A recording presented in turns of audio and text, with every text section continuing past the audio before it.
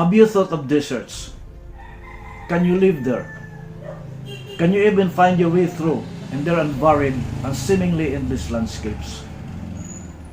Hi, I am Bimcam and you are watching BC Earth Live channel. Let's explore deserts.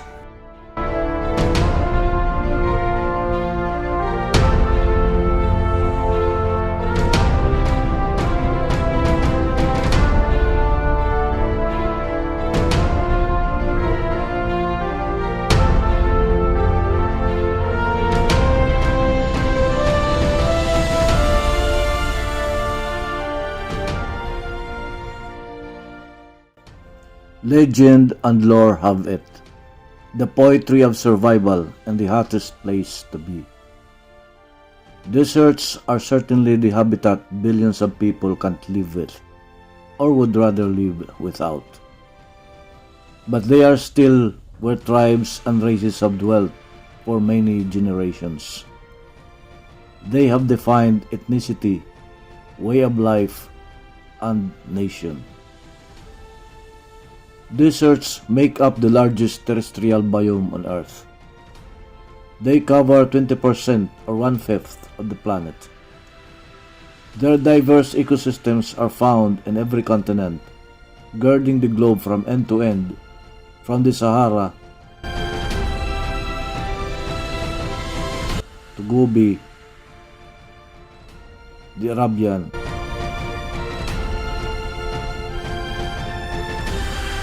and Sonoran Desert. What characterizes this distinct environment? A desert is an expanse of arid and bare earth. It has a precipitation of less than 10%. Moisture evaporates faster than it receives water. Deserts are often called the bones of the planet. This is because their skin of vegetation has been peeled dry by endless sunshine and drought.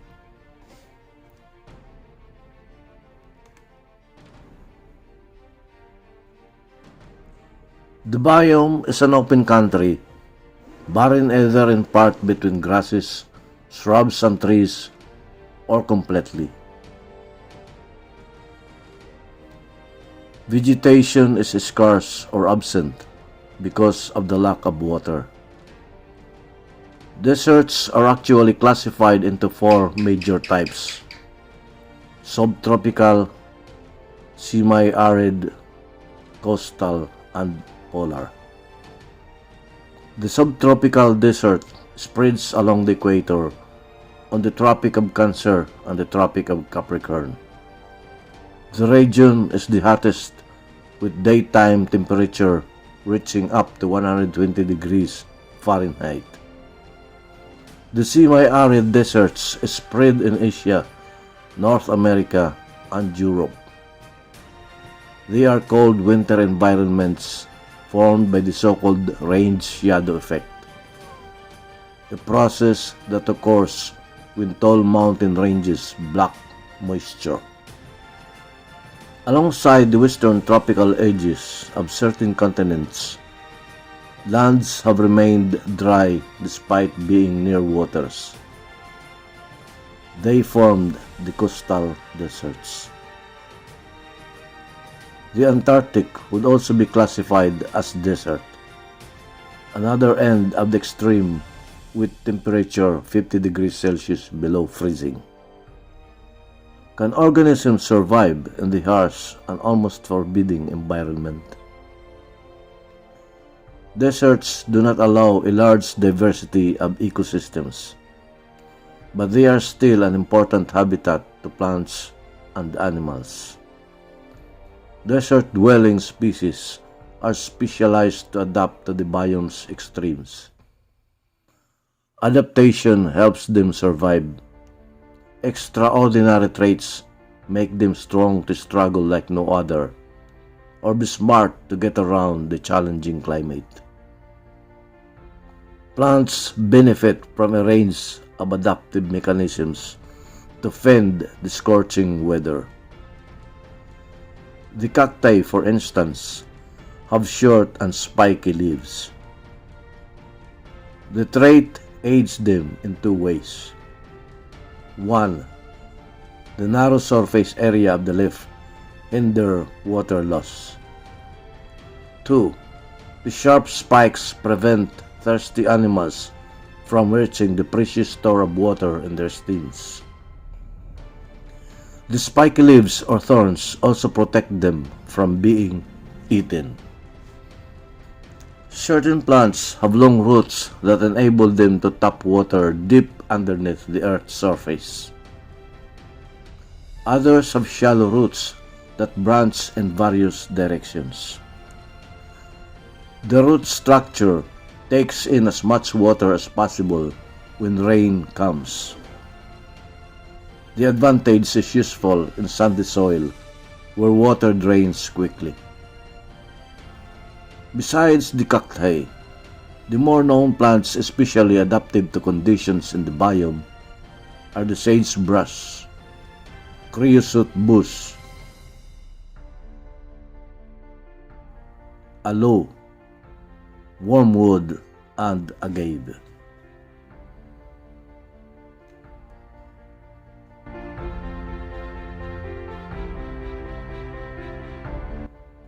Animals survive in the desert by adapting well to dry environments along with extreme temperatures. First and foremost among them is the popular desert dweller, camel. Nature has totally built the light but hardened beast for life in the fiery habitat. It possesses large and padded flat feet to rove on hot sands and rocks. The thick fur on top of its body serves as shade from the sun's radiation. The thinner fur over the rest of its body is to lose heat. It urinates less to conserve precious water, while storing fat on the back for energy and nourishment when food is scarce.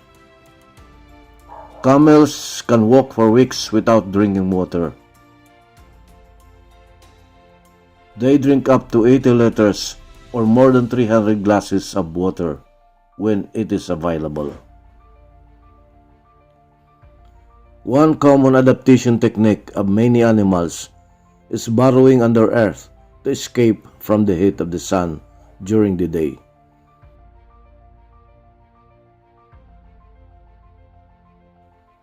Some animals go into hibernation. They remain underground for long periods to avoid the heat as well as conserve water in the hotter months of the year. Deserts are colder at night.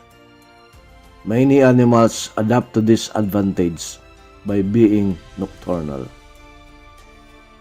They sleep or rest over the day and venture out in search of food during the night.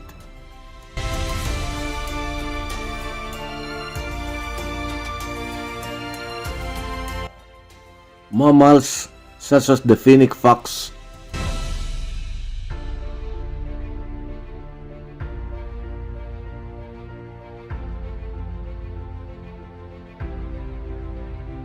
jackrabbit, hedgehog, and Dorcas gazelle have large ears not only for keen sense of hearing but for heat loss. The other species of animals that live in the desert are the armadillo, coyote,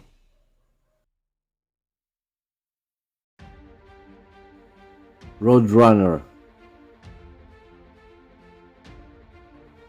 ostrich, onyx, meerkat, scorpion,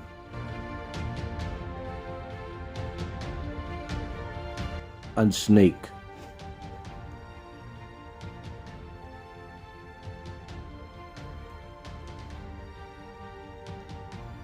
On deserts, what mostly comes to mind is the Sahara Desert, the world's vastest region of arid land.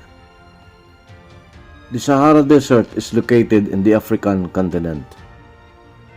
It is the largest hot desert on Earth, covering an area of 9,200,000 square kilometers. The Saharan region includes much of North Africa, the Atlas Mountains of the Maghreb, the Nile Valley in Egypt, and the Sudan. It hems the Red Sea in the east, the Mediterranean in the north, and the Atlantic Ocean in the west. The biome contains a variety of ecosystems in arid climate and extremely hot weather conditions. The desert has one Eden-like feature, the oases, which have date palm trees, fresh water, and animals. Dunes crisscross the region. They, however, are impermanent landscapes, for they are changed by the wind. Snakes and scorpions survive in the dunes for long periods of time. Within the arid environment, animals such as goats dwell. They feed on small trees. Part of the Sahara is a marine environment along the northwest African coast, where cool fogs blow in from the Atlantic Ocean.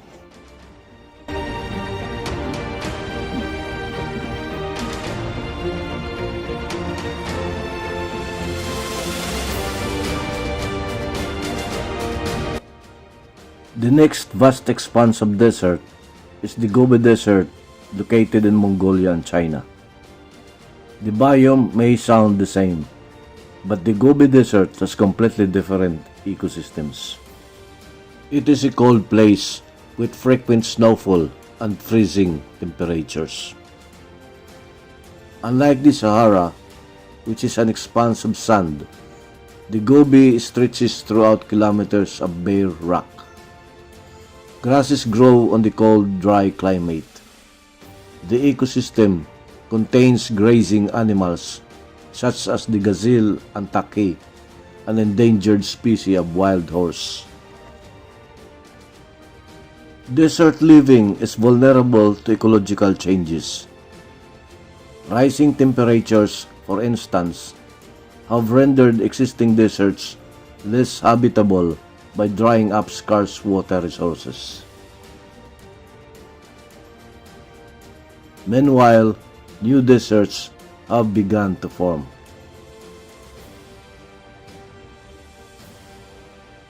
The phenomenon occurs when such factors as deforestation,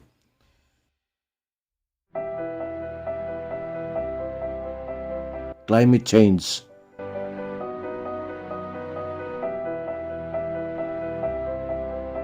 and resource mismanagement degrade the biological productivity of the area, thereby turning it into desert. This phenomenon is called desertification.